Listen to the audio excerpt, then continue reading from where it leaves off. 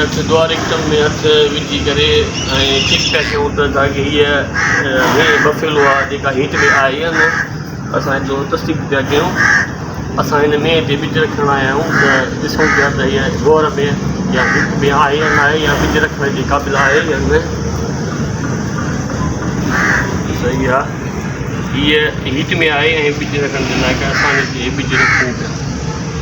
हीअ घणो कंपा सेवा सीज़र हितां आहे। असां बफेलो जो दूध कढी ऐं हिन में जीअं त गैस जेको आहे हिन जो टेम्परेचर आहे -196 सेंटीग्रेड।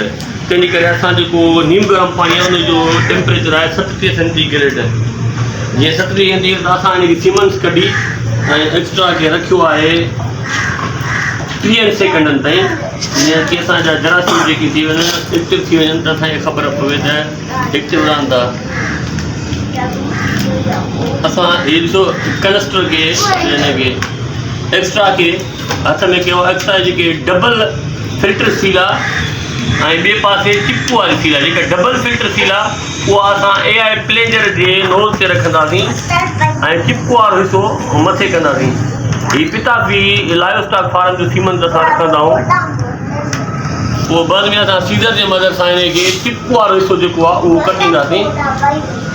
चिपकू वारो हिसो कटे करे बाद में असां हिनजे मथां प्लास्टिक शीट जेका आहे उहा चाढ़ींदासीं।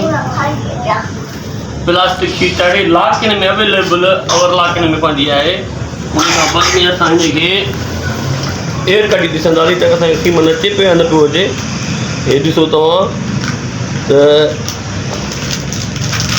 हे ॾिसो सीमेंट अचे पियो, बिल्कुलु सही नमूने सां अचे पियो। असां एयर गन खे वलवा सां किरास कंदासीं। वलवा मां किरास करे सर्विस कंदासीं। सर्विस किरास करे पोइ असां हिनखे बॉडी ऑफ यूट्रस या यूट्रस में रखंदासीं। असां सर्विस किरास करे ऐं हिनखे सीमेंट सां जेको असां यूट्रस में रखियो आहे